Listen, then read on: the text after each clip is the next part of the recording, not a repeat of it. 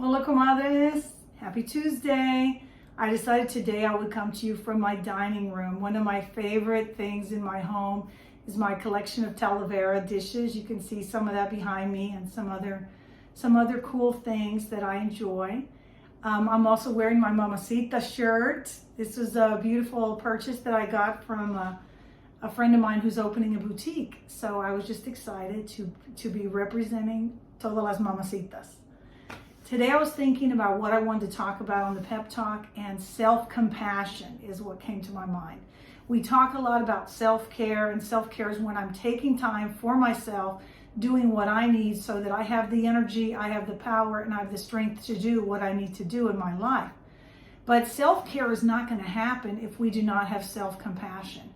And self-compassion is a deeper level, and the way I see it, self-compassion is when you have that love and care and kindness for yourself. Often we will extend love, care, and kindness to a comadre without thinking, to a friend, to a relative, to our children, to people in our life. We'll extend kindness and compassion that we don't extend to ourselves.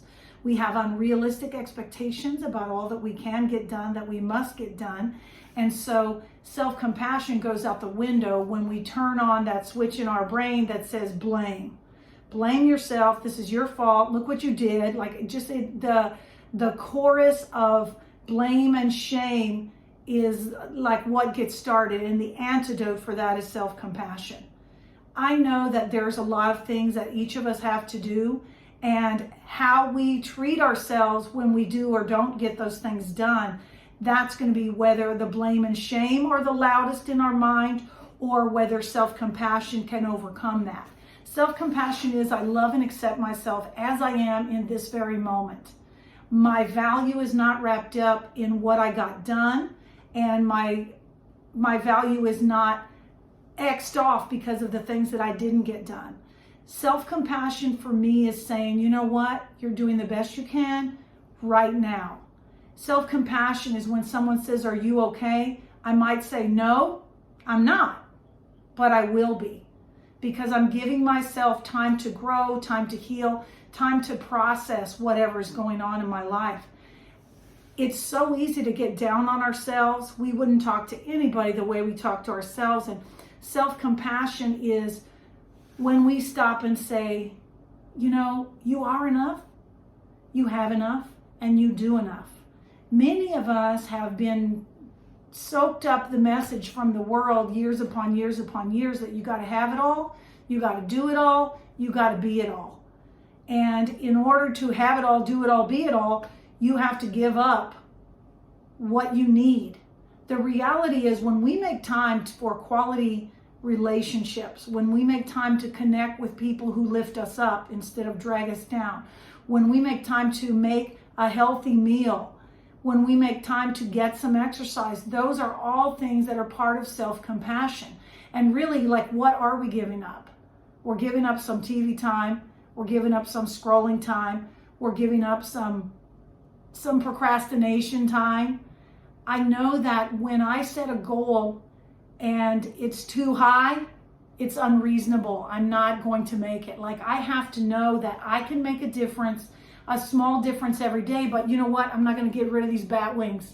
They're here to stay.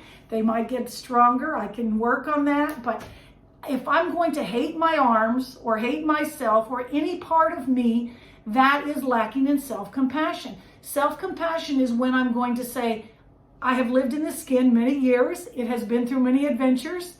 My body has weighed a lot more than it weighs right now, so you're going to have some looseness left over. There's more that I want to do, but if I'm like, I'll only be worthwhile when I get to a certain size or a certain weight or accomplish a certain amount of things, then I'm just wrecking whatever self-compassion I've been building. You know, I'm so good at encouraging others, and one of the things I have to turn that back around and say, okay, Kathy, how are you encouraging yourself? How are you encouraging yourself? How are you enjoying beautiful things in your life and not chasing things that are just out there in the mist? You know, like I see other people's homes and I think, oh my gosh, their home looks perfect. Like this area right here, it looks all good right now. I had to move every one of these dishes when I got a new refrigerator on Friday. I had to move this dresser, this hutch.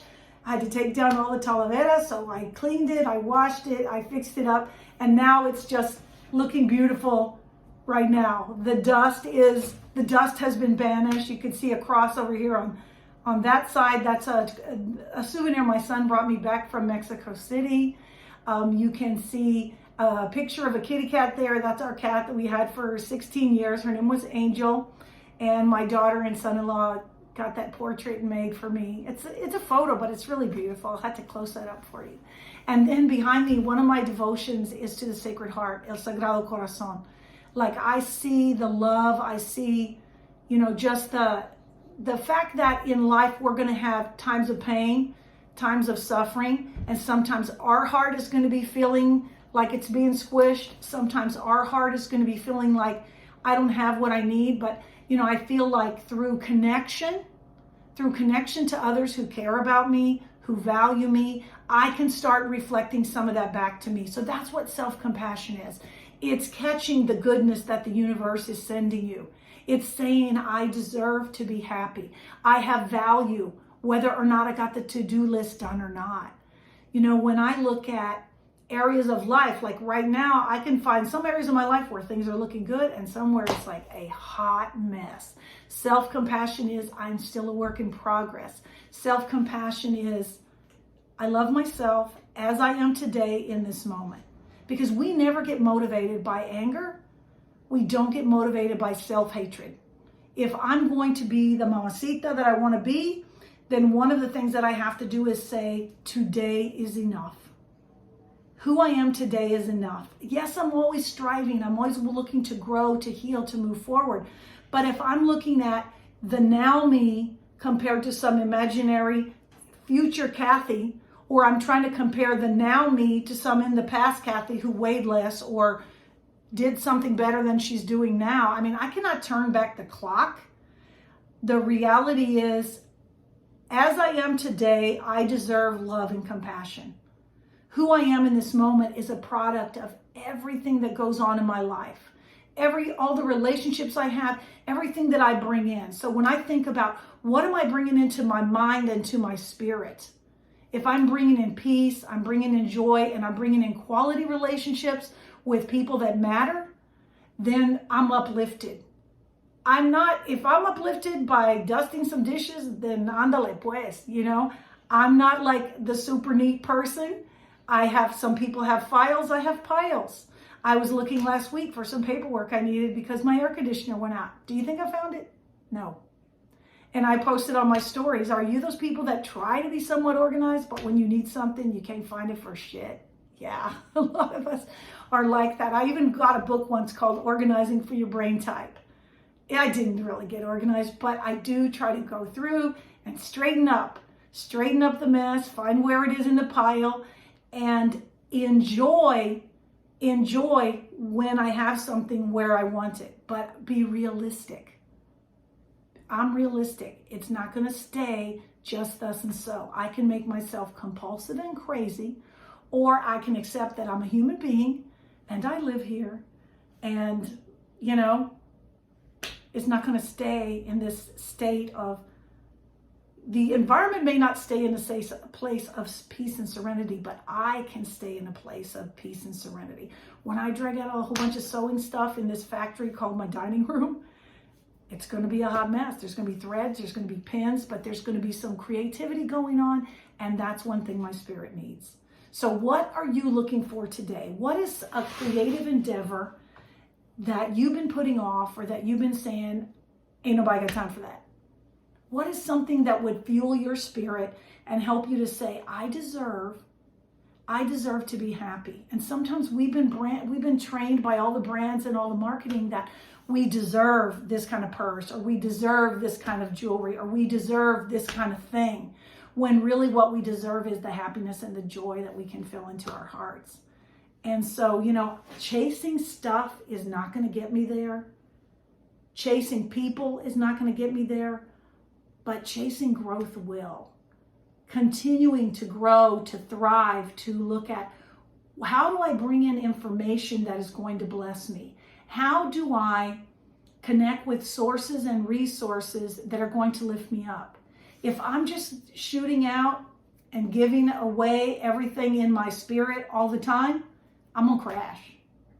I have to have some self-compassion and say, okay, you did a lot today, you're done for today.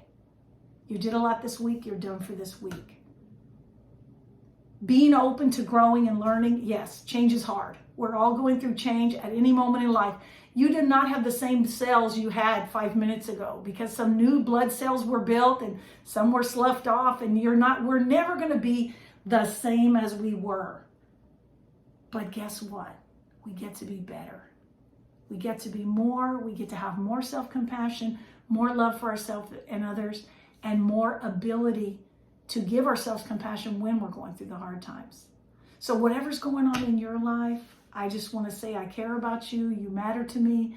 I think about all my comadres, and I look forward to interacting with you, to seeing y'all pop up on Zoom whenever you have a chance. We're on Wednesdays at 9 p.m. Central. In between, drop a comment, look for me on Instagram. Let's start a conversation where we can be compassionate to each other so we can practice being compassionate to ourselves. Take care, comadres. Have a great day.